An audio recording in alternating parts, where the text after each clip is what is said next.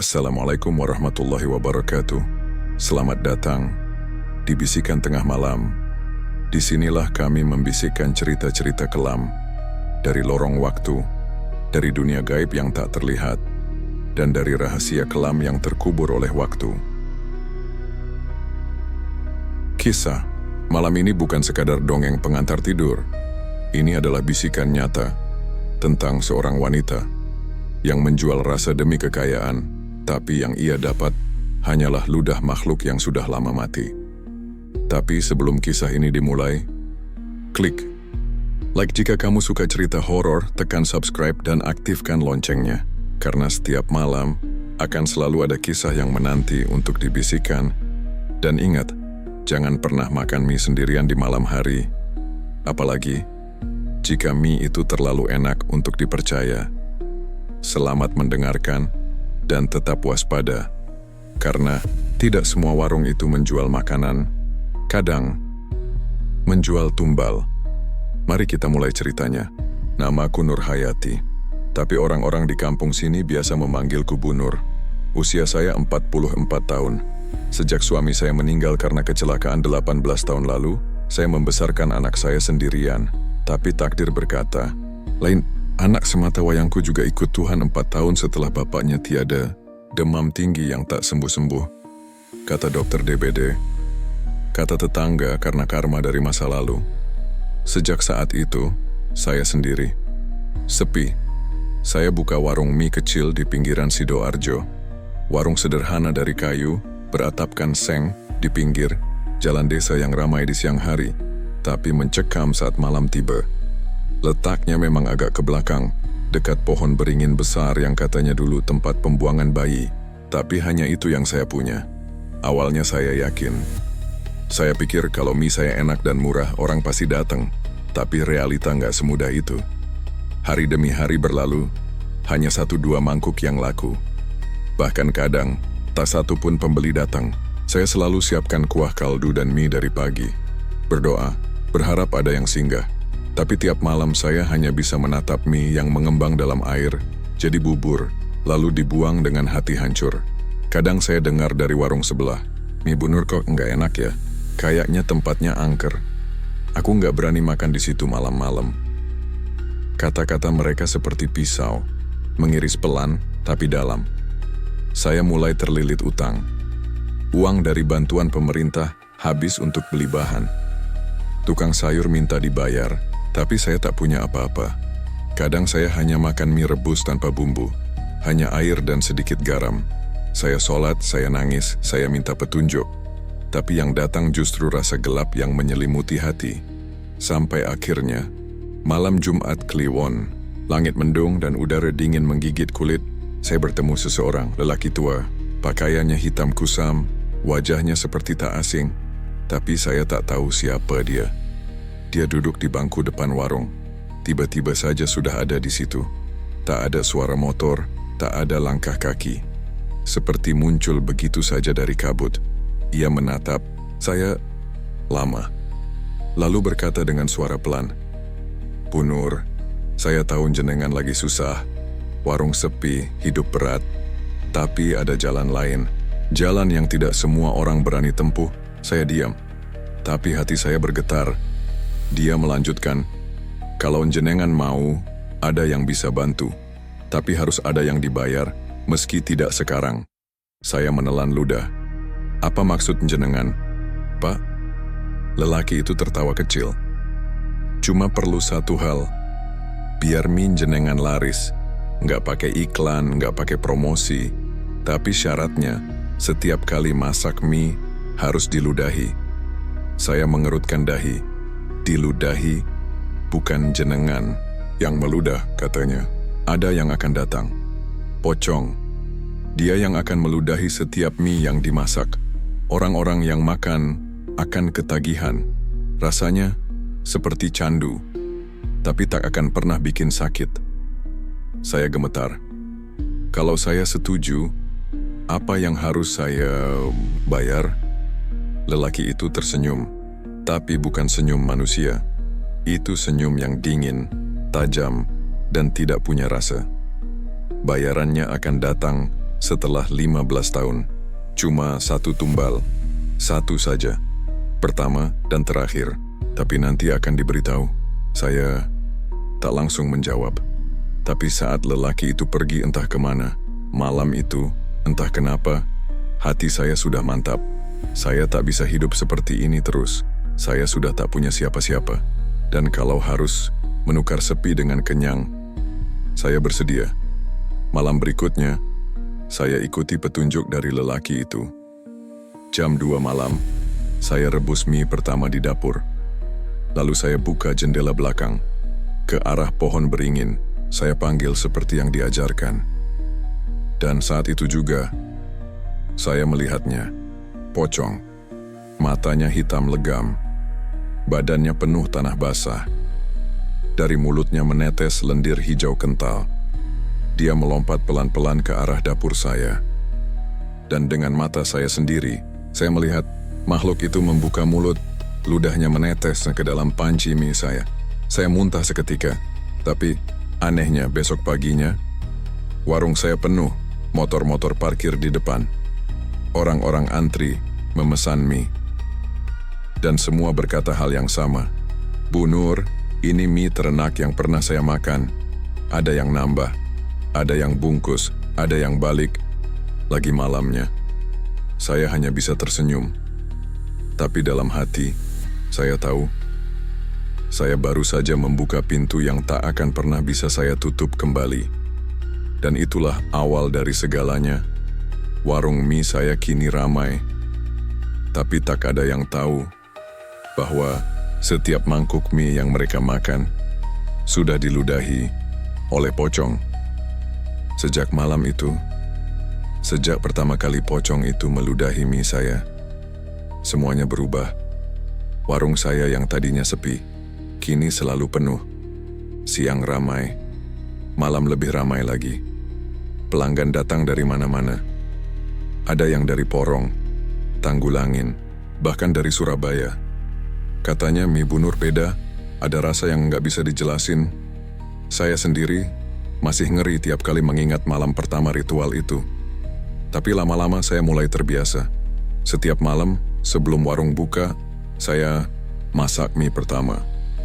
Lalu saya buka jendela belakang dan dia datang. Pocong itu, ia tak pernah berbicara, hanya muncul lalu meludah ke dalam panci. Ludahnya kental hijau tua, baunya amis dan anyir, seperti darah basi. Saya awalnya muntah-muntah tiap kali melihatnya. Tapi makin lama, saya justru menunggunya. Karena saya tahu, setelah ia datang, warung saya akan penuh. Itulah syaratnya. Setiap malam, satu kali ludah. Tak boleh dilewatkan, tak boleh ditolak. Pernah sekali saya telat buka jendela. Pocong itu tak datang. Dan malam itu, warung saya sepi total, tak satu pun pembeli datang. Bahkan ayam yang biasanya ikut nimbrung di halaman pun tak terdengar suaranya. Sejak saat itu, saya tak pernah absen. Saya mulai punya uang. Saya beli etalase baru, tambah kursi, pasang tenda. Saya beli sepeda motor bekas. Saya bahkan mulai beli emas sedikit demi sedikit. Tapi, harga yang harus saya bayar tak sekadar membuka jendela dan menunggu ludah. Karena makin lama, saya mulai mengalami hal-hal aneh. Setiap malam saya tak bisa tidur nyenyak. Saya sering terbangun karena mendengar suara orang melompat-lompat dari atap warung. Deg, deg, deg. Seperti ada yang lompat dengan kaki terikat. Kadang, saya mendengar suara ketawa pelan. Seperti suara orang yang tertahan karena kain. Saya cek keluar, tak ada siapa-siapa. Tapi udara terasa dingin, seperti napas dari liang kubur. Lalu, ada juga pelanggan yang mulai berubah. Seorang ibu-ibu pelanggan tetap saya, berkata sambil tertawa kecil, "Bu Nur, saya tuh tiap hari harus makan mie jenengan. Rasanya kayak ada yang manggil saya terus." Ada juga anak muda yang baru makan 2 kali tiba-tiba nangis saat makan. Aku nggak ngerti, Bu. Tiap makan mie ini rasanya kayak ada wajah pocong muncul di pikiran. Saya hanya bisa tersenyum. Walau dalam hati saya bergidik, tapi saya tak berhenti. Saya sudah terlalu dalam. Sudah terlalu jauh, tahun demi tahun berlalu. 5 tahun pertama, saya buka cabang kecil. 10 tahun kemudian saya punya 4 warung, semua masih saya sendiri yang masak kuah dasarnya. Dan tiap kali saya buat mie, tiap kali saya rebus air pertama, saya buka jendela belakang, dan dia datang. Pocong, itu tak berubah. Masih sama, masih meludah, tapi ada yang berubah dari tatapannya. Kalau dulu matanya kosong, sekarang seperti mengamati, seperti menunggu. Sampai akhirnya, di tahun ke-15, malam itu, pocong itu tidak datang dari jendela. Saya sedang di dapur, memotong bawang, saat tiba-tiba, saya mendengar pintu warung berderit sendiri. Saya menoleh, dan dia sudah ada di sana. Pocong itu berdiri di pintu dapur. Tubuhnya lebih tinggi dari biasanya. Tanah menetes dari kain kafannya. Matanya merah, sangat merah. Lalu, untuk pertama kalinya, dia berbicara. Suaranya serak, seperti suara tulang digesek batu. Waktumu hampir habis, Nur. Saya gemetar. Apa maksudmu? Perjanjian itu 15 tahun. Iya, aku tahu. Tapi tumbalnya. Siapa? Pocong itu mendekat. Dan saat dia berkata, saya merasa seluruh udara di dalam warung membeku. Tumbal, pertama dan terakhir, adalah kamu. Saya jatuh terduduk. Tidak. Kita punya kesepakatan. Saya pikir orang lain, bukan saya. Tapi pocong itu hanya diam. Lalu, ia menghilang. Seperti kabut yang ditelan angin. Tapi malam itu, waktu saya sudah tidak lama. Saya mencoba pergi ke seorang kiai di daerah sepanjang. Saya minta ruqyah, saya minta ampun. Tapi semua usaha saya gagal. Tiap kali saya membaca surat Yasin, suara ketukan dari bawah lantai kayu semakin keras. Dug, dak, seperti ada yang menunggu untuk keluar. Pelanggan saya mulai berkurang, tapi bukan karena rasa, tapi karena bau. Beberapa orang mulai mencium bau busuk dari dalam warung. Bu Nur, mie jenengan sekarang kayak bau tanah kuburan. Saya hanya bisa senyum pahit, karena saya tahu itu bukan lagi mie, itu sudah jadi mangkuk-mangkuk kutukan. Dan saya hanya menunggu. Menunggu kapan pocong itu datang untuk mengambil yang sudah menjadi haknya. Setelah malam itu, setelah pocong itu menatapku dan berkata bahwa akulah tumbalnya, aku tak pernah hidup dengan tenang lagi. Warung mie yang dulu jadi tempatku menggantung harapan, kini justru berubah jadi tempat menunggu kematian, tapi aku belum siap. Maka meski jiwaku hancur, tiap malam tetap kulakukan ritual itu. Mie tetap kuladeni, ludah tetap kuterima, pelanggan tetap kulayani, tapi semuanya mulai berubah. Aku mulai melihat hal-hal aneh dari orang-orang yang makan mie buatanku. Ada pemuda namanya Fikri, langganan baru. Tiap malam datang makan 2 porsi, kadang 3. Katanya, Bu, Nur, saya ngerasa hidup saya hampa kalau nggak makan mie jenengan. Tapi malam ke-14 ia muntah darah di depan warung. Aku bantu, tapi ia hanya sempat bilang 1 kalimat sebelum tak sadarkan diri. Mie-nya. Senyum ke saya, Bu. Saat dibawa ke puskesmas katanya keracunan parah. Tapi saat diperiksa, tak ada racun ditemukan. Beberapa hari kemudian, Fikri meninggal. Lalu menyusul pelanggan lain. Ibu-ibu hamil 7 bulan. Keguguran mendadak setelah makan mie saya. Anak kecil kejang-kejang. Seorang bapak tua jatuh dari sepeda karena katanya melihat wajah pocong di mangkuknya. Warung saya mulai diisukan angker, tapi tetap ramai. Justru setelah banyak yang celaka, makin banyak orang penasaran. Mereka datang bukan cuma buat makan, tapi untuk uji nyali. Dan yang bikin merinding, sebagian dari mereka justru makin ketagihan. Mie ini rasanya kayak dari dunia lain, Bu Nur. Bahkan ada yang bilang, makan mie jenengan itu kayak nyium bau mayat, tapi nikmat. Aku hanya bisa tersenyum getir. Mereka tak tahu, tiap malam aku hidup dalam bayang-bayang. Pocong itu sekarang datang tanpa aku panggil. Kadang muncul di dapur, kadang di kamar mandi. Pernah suatu malam saat aku ke dapur jam 3 pagi, dia sudah duduk di bangku makan. Badannya makin membusuk, matanya merah menyala. Tapi dia tidak bicara, hanya menatap dan tertawa pelan. Aku tahu waktuku hampir habis, maka kuputuskan satu hal, aku akan berhenti.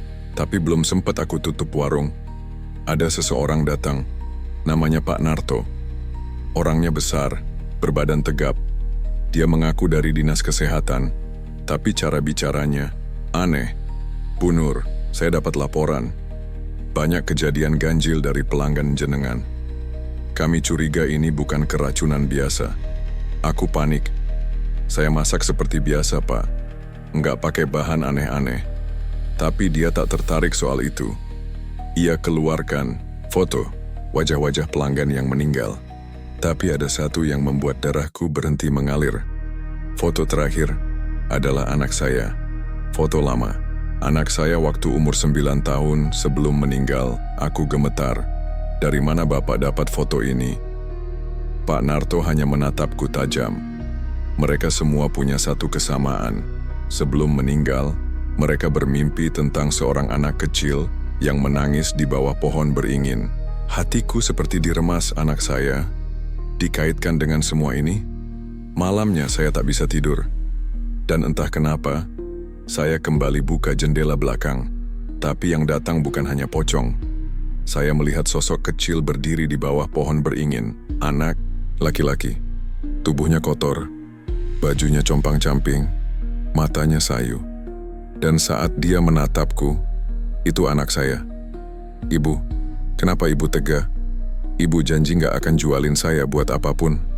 Aku terisak. Jatuh bersimpuh di depan jendela.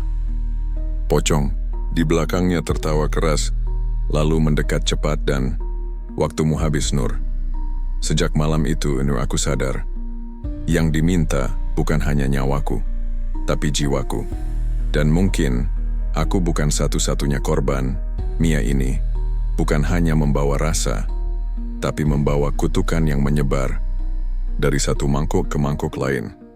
Mungkin ini bukan lagi tentang pesugihan, tapi tentang dendam dari dunia kematian. Malam itu, setelah pertemuan dengan sosok anakku di bawah pohon beringin, aku mencoba melupakan semuanya. Tapi kutukan itu tak mau pergi. Warung mie kecilku semakin sepi. Orang-orang mulai takut datang. Bahkan pelanggan setia, satu persatu, menghilang. Aku sendiri merasa seperti ditinggalkan oleh dunia. Tapi yang paling mengerikan adalah rasa bersalah yang terus membelit. Bagaimana aku bisa menjelaskan pada anakku bahwa aku menjual hidupku demi sepotong mie? Suatu malam, aku berniat menutup warung selamanya.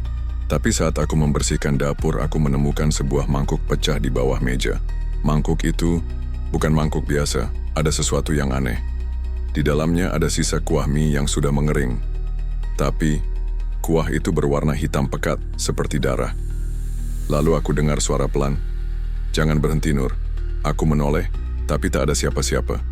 Suara itu datang lagi. "Mangkuk terakhir adalah janjimu." Aku tahu itu suara pocong. Aku mencoba lari, tapi langkahku berat. Aku jatuh, dan sosok itu muncul di hadapanku. Pocong dengan mata merah menyala, melambai-lambai. "Kau sudah terikat, Nur. Tak bisa mundur. Pesugihan ini punya hukum yang tak bisa dilanggar." Aku menangis. "Tolong, aku mau berhenti. Aku mau hidup normal." Tapi pocong itu tertawa. "Normal, kau sudah pilih jalan ini. Dan jalan ini berakhir dengan mangkuk terakhir." Aku ingat kata-kata lelaki tua waktu pertama kali bertemu, tumbal pertama dan terakhir. Tapi aku tak mengerti, apa artinya mangkuk terakhir?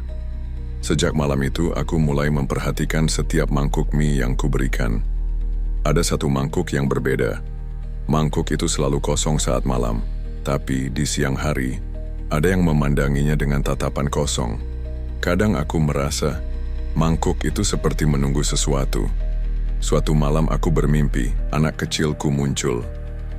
Dia bilang, "Ibu, Tolong hentikan semua ini sebelum mangkuk terakhir dihidangkan. Aku terbangun dengan keringat dingin, dan aku tahu, aku harus mencari cara untuk memutus rantai ini. Tapi sebelum aku bisa berbuat apa-apa, aku lihat di warungku, mangkuk terakhir sudah siap, tertata rapi di meja tengah. Aku tahu, malam ini, aku harus menghadapi konsekuensi. Apakah aku siap? Aku tak tahu. Tapi aku tak bisa mundur lagi. Dan malam ini aku akan menghadapinya sendirian. Malam ini, malam yang sudah kutunggu dan kutakuti selama 15 tahun, akhirnya datang juga. Mangkuk terakhir sudah terhidang di meja tengah warungku. Kuahnya hitam pekat, beraroma tajam seperti bau tanah basah. Aku tahu, ini bukan sekadar mie biasa. Ini adalah undangan terakhir dari pocong yang telah merajai hidupku. Aku duduk di kursi tua itu, menggenggam sumpit yang gemetar. Suara angin malam berbisik lewat celah pintu. Di luar, pohon beringin tua bergoyang pelan, seperti mengiringi detik-detik terakhirku. Pikiranku berkelana. Semua yang kulakukan selama ini. Demi apa? Uang, warung, kehidupan yang semu, kini harus kubayar dengan nyawaku sendiri. Tapi aku bukan perempuan yang mudah menyerah. Aku menatap mangkuk itu dalam-dalam, seolah ada mata yang menantang. Lalu, suara itu datang lagi. Makan, Nur, waktumu habis. Aku tahu jika aku makan mie ini, aku takkan bangun lagi. Tapi jika aku tidak makan, aku takut apa yang terjadi pada diriku. Dan warung ini, aku ambil sumpit. Dengan tangan bergetar, aku angkat mie itu ke mulut. Setiap helai mie terasa berat, penuh dengan kutukan dan janji kematian. Tapi aku teringat wajah anakku. Aku ingat segala penderitaan dan penyesalan. Dalam hati aku berdoa, Tuhan berikan aku kekuatan. Tiba-tiba pintu warung terbuka lebar. Angin kencang masuk membawa bau tanah dan darah. Sosok pocong muncul di depan pintu. Tatapannya menyala, tapi kali ini ada sesuatu yang berbeda. Ia berkata, "Kau berani menolak, Nur?" Aku berdiri menatapnya. "Aku bukan tumbalmu. Aku adalah manusia yang terjebak. Aku mau bebas." Pocong itu tertawa pelan, kemudian menghilang. Malam itu, aku tak makan mie itu. Aku tutup warung dan pergi ke makam anakku. Kubuka doa panjang dan memohon ampun. Aku yakin ini adalah awal baru. Beberapa hari kemudian aku dengar kabar. Warung-warung mie yang serupa dengan milikku mulai tutup satu persatu. Orang-orang yang terlibat pesugihan itu mulai lenyap, entah kemana. Dan aku memilih hidup sederhana, jauh dari mie pesugihan dan segala kutukannya. Pesugihan memang memberikan kekayaan, tapi harga yang harus dibayar adalah nyawa dan jiwa yang terperangkap. Jangan pernah tergoda dengan jalan pintas yang gelap, karena dalam setiap ludah yang jatuh, ada dendam yang tak pernah padam. Terima kasih sudah mendengarkan kisah kelam pesugihan mie ludah pocong di Sidoarjo sampai selesai. Ingatlah, terkadang di balik rejeki yang mudah, tersimpan harga yang sangat mahal. Jangan pernah tergoda oleh jalan pintas, karena kegelapan bisa datang kapan saja, dan dari arah yang tak terduga. Jika kamu suka cerita seperti ini, jangan lupa untuk like, share, dan subscribe channel Bisikan Tengah Malam.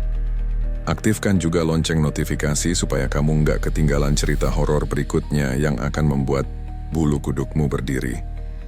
Sampai jumpa di bisikan berikutnya. Selalu ingat, di balik malam yang sunyi, selalu ada sesuatu yang mengintai. Salam horor dari aku, dan sampai jumpa.